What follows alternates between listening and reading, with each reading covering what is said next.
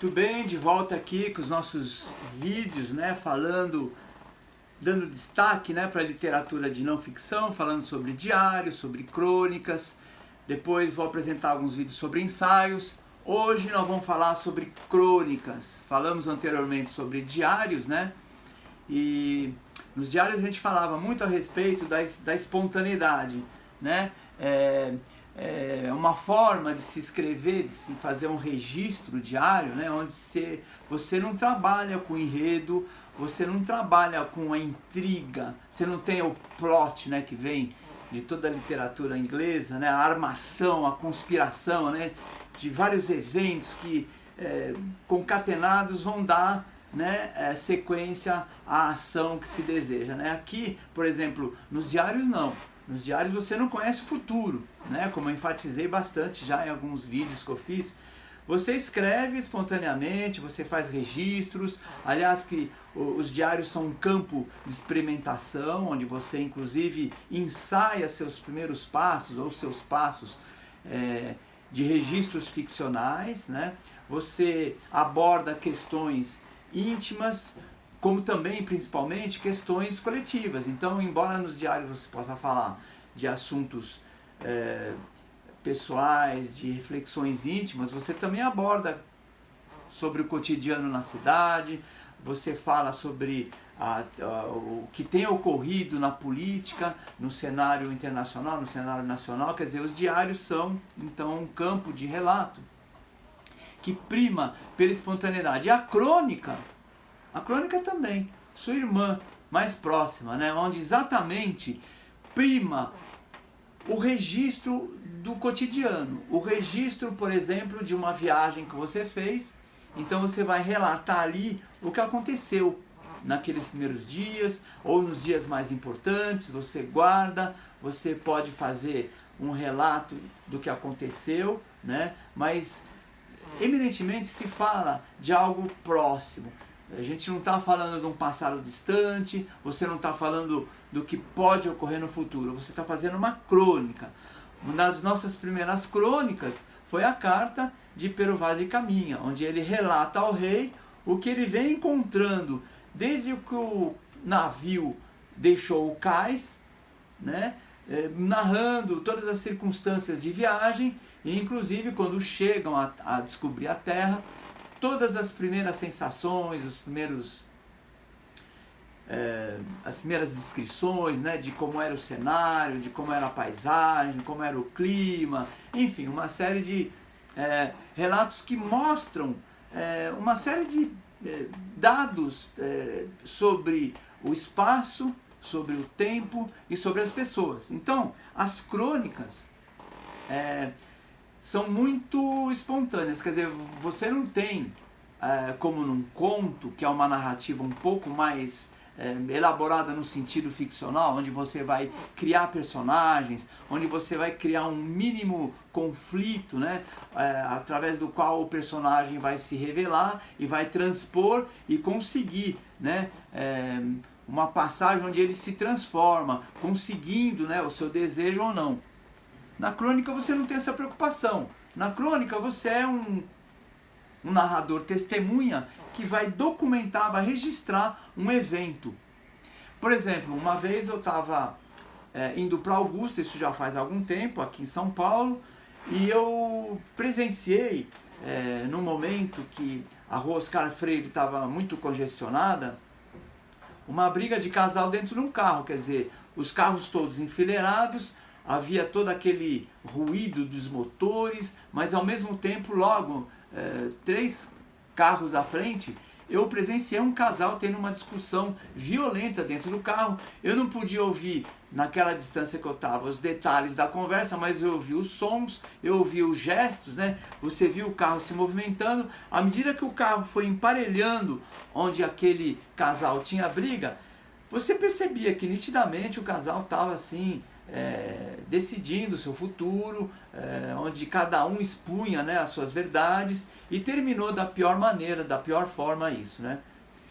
Eu transformei esse relato depois num conto, onde eu extrapolava o comportamento do personagem, que era o rapaz, né, da relação, Então eu criei, o clima era tão tenso que eu imaginei, eu fui além, né? Quer dizer, eu passei daquele relato de crônica para um relato ficcional onde o personagem saía de dentro do carro e pulava no capô do automóvel berrando para sua namorada, ex-namorada, os maiores impropérios, né? Quer dizer, e depois eu simulei que ele, ainda não contente, ele subiu na capota e estragou o carro e saiu xingando e foi embora.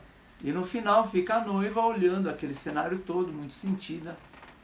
Quer dizer, a crônica, ela não se preocupa com esses aspectos ficcionais. É um relato assim casual, espontâneo, onde até existe uma certa lírica. Eu vou ler uns trechinhos de um livro que analisa a lírica nas crônicas do Rubem Braga, um dos autores que nós vamos comentar, que vamos apresentar aqui para vocês.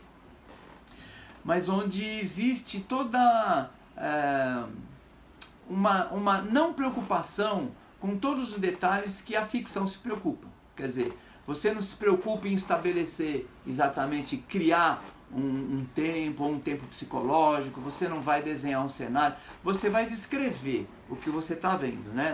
Lembrando, eu falei num dos meus cursos da Ekphrases, onde você consegue descrever o cenário, descrever os objetos, até mesmo os personagens, você vai introduzir às vezes alguns diálogos, né? Mas as crônicas de fato primam pelo espontâneo, por você captar um momento singular do cotidiano que você vive e atribuir até uma carga poética, né? Transformando, né, aquele registro, procurando sair um pouquinho, né? Existem fronteiras que às vezes são rompidas, quer dizer, às vezes o eu lírico que está descrevendo um momento muito bonito do seu dia, ele pode trazer uma carga poética também, por que não? Pode trazer um diálogo entre algumas pessoas na sua crônica, né? Quase partindo para a ficção, quer dizer, então são as fronteiras que facilmente são rompidas, né? Mas que você pode, numa crônica, criar uma certa pegada ficcional, né? Por exemplo, voltando aqui, eu queria ler um trechinho. Esse livro é um livro espetacular que analisa a lírica nas crônicas do Rubem Braga, né? Então aqui, volta um pouquinho no tempo e lembra que no Brasil, né, muito tempo depois, né, do descobrimento, bem depois da carta de Pero Vaz e Caminha, você tinha uma certa reprodução do estilo do folhetim francês aqui no Rio de Janeiro, principalmente, né? Então, José de Alencar, Joaquim Manuel de Macedo, França Júnior e mais tarde Machado de Assis trabalharam muito com folhetins. Então, por exemplo, olha como Machado de Assis definia o folhetim, ou o autor desses registros, né? O folhetinista é a fusão admirável do útil e do fútil, o parto curioso e singular do sério consorciado com o frívolo. Esses dois elementos, arredados como polos heterogêneos como água e fogo, casam-se perfeitamente na organização do novo animal. Efeito estranho é esse, assim produzido pela afinidade assinalada entre o jornalista e o folhetinista. Daquele cai sobre este a luz séria e vigorosa, a reflexão calma, a observação profunda. Pelo que toca ao devaneio, à leviandade, está tudo encarnado no folhetinista mesmo, o capital próprio. O folhetinista na sociedade ocupa o lugar do colibri na esfera vegetal. Salta, esvoaça, brinca, tremula, paira e espaneja-se sobre todos os caules suculentos, sobre todas as seivas vigorosas. Todo mundo lhe pertence, até mesmo a política. Muito tempo depois, né, vamos dar um salto, fazer um flash forward, né? Nós vamos para o futuro agora. Deixa eu ler um trechinho aqui, mas guarda esse colibri que vai voando aqui e ali, né? Como ele diz aqui, paira e espaneja-se sobre todos os caules suculentos, sobre todas as seivas vigorosas. Guarda essa imagem do passarinho voando aqui e ali, buscando imagens, né? Mas a crônica, que é herdeira dos folhetins, né, passa a ganhar algumas das suas características básicas que mais tarde seriam desenvolvidas por autores como Lima Barreto, Manuel Bandeira, Oswald de Andrade, Carlos Drummond de Andrade, Antônio Maria, Rubem Braga, Raquel de Queiroz, Nelson Rodrigues, Paulo Mendes Campos, de quem a gente também vai comentar agora, Fernando Sabino também, e Luiz Fernando Veríssimo. Dentre elas, o registro de fatos e acontecimentos do dia a dia, de forma aparentemente despretensiosa, filtrado pela subjetividade do cronista, que percorria a cidade como um flaneiro. Então vamos guardar essa imagem do flaneiro, que vem lá, essa imagem desde o Charles Baudelaire, que vaga pela cidade, colhendo registros espontâneos, né, do que ocorria naquela recente explosão urbanística, né? Mas vamos agora lembrar do colibri e vamos mostrar agora, colhendo alguns textos de um dos grandes cronistas, que é o Paulo Mendes Campos, como é que ele trabalha, por exemplo, o registro de pequenas visões do Rio de Janeiro.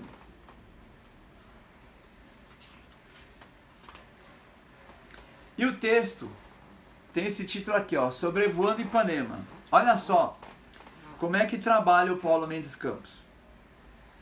Era uma quinta-feira de maio e a gaivota vinha das Tijucas, em voo quase rasante sobre a falésia da Avenida Niemeyer. Olha só então o registro através do olhar de uma gaivota, que já é uma criação fantasiosa, ficcional, porque ele transforma o narrador como se fosse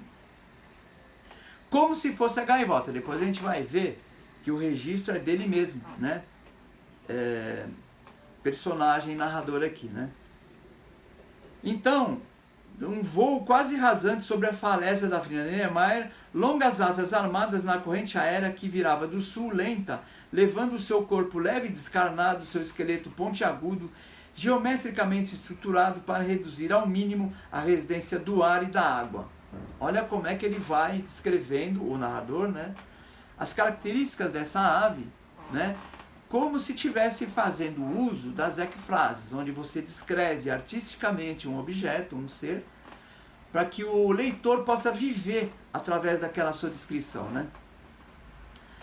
À esquerda, rochas morenas e suadas, um pouco mais acima os automóveis coloridos, mais alto as escarpas de pedras pardas, à direita o azul, embaixo as espumas leitosas, né? Ele está fazendo, né, mostrando como é que a gaivota leva o olhar, né, ao longo dos penhascos, das rochas, né, e desce o olhar através do seu voo para o azul do mar, a espuma das ondas quebrando, né?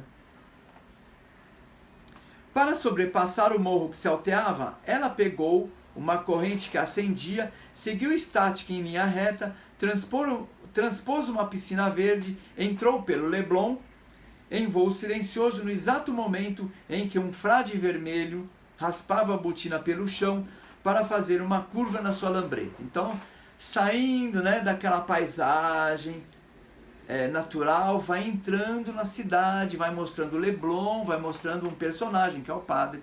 Olha só como é que ele trabalha. Mais pra frente diz assim: a gaivota adentrou-se um pouco mais para os lados do Bar 20, a tempo de surpreender um fiscal da Light, que é a concessionária de energia lá dos cariocas, né, com uma cabeleira bíblica muito mais espaçosa que o seu cap, a mastigar vagarento uma sardinha engordurada. Adiante, pela janela de um edifício, viu um piano com um veleiro e um homem rotundo a praticar uma sonatina de Schmoll. Mais para frente, além do mais, tinha um cego passando e a gaivota descreveu através do narrador. Além do mais, o cego cantarolava um samba e mascava chicletes. Quer dizer, ele vai dando flashes de vários trechinhos de ocorrências diárias no Rio de Janeiro. A gaivota deu bom dia um pouco adiante, né, a um casal de pombos, perdeu um pouco de altura e aí me viu à janela. Olha o encontro aqui do personagem e do narrador. A oferecer uma folha de couve ao meu canário, mas fingiu que não me viu. Foi a olhar os gansos frenéticos sobre o abacateiro do quintal aqui próximo. No final ele termina assim: sem dúvida o mundo é enigmático, mas em sua viagem ela absorver alguma coisa mais simples do que a água e a mais pura do que o peixe de cada dia. Alguma coisa que está na cor e não é a cor, está na forma dos objetos e não é a forma, está no oceano, na luz solar, no vento, está nas árvores, no marechal, na sombra que se desloca, mas que não é a sombra. O marechal, o vento, a luz solar, o oceano. Alguma coisa infinitamente sensível e unânime que se esvai ao ser tocada. Alguma coisa indefinidamente acima da compreensão das revoltas. Aqui mostrando, né, que a crônica, nesse caso, pode ultrapassar, transcender o limite do registro diário e receber um dado poético, um registro do invisível, algo que somente a mão de um grande e talentoso escritor pode imprimir na sua crônica. Ele traz o eu lírico aqui, transformando aquela visão do cotidiano em algo sublime. Vamos ver até onde vai esse registro diário, mostrando pra gente como é que era o Rio. Isso aqui nós estamos nos anos 70, 60. Veja só.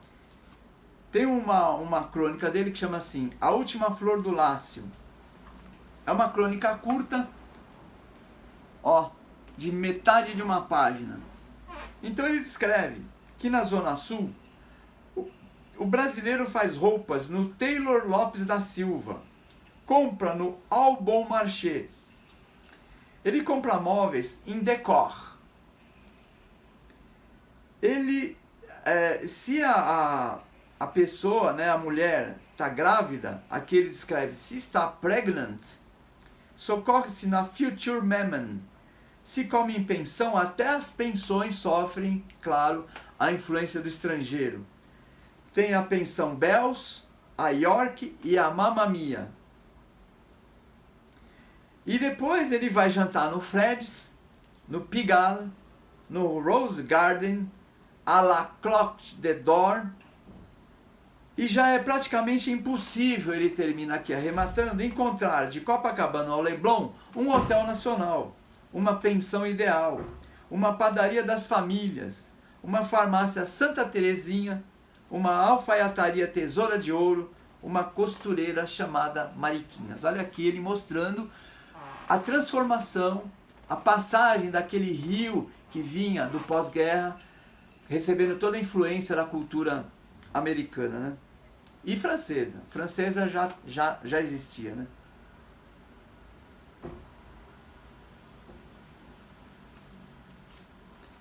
Aqui, ó, também é uma crônica bem pequena, onde ele fala das coincidências diárias. Então ele diz assim: quando a gente, o gênio do Paulo Mendes Campos, né? Quando a gente vai botar um chiclete debaixo da cadeira, encontra outro. Quando esperamos que uma pessoa acabe de usar o telefone do café, um terceiro entrar na fila, o número que ligamos sempre está ocupado. Na época do orelhão e do telefone. Quando a gente hesita entre dois táxis, na época em que se chamava o táxi fazendo um aceno na rua, toma o primeiro táxi que vai parar na bomba para colocar gasolina. Quer dizer, sempre um elemento surpreendentemente nefasto, né? Quando a gente vai ceder um lugar no divã para a moça mais bonita da festa, a gente acaba batendo duro e grotescamente com a cabeça na bandeira da janela.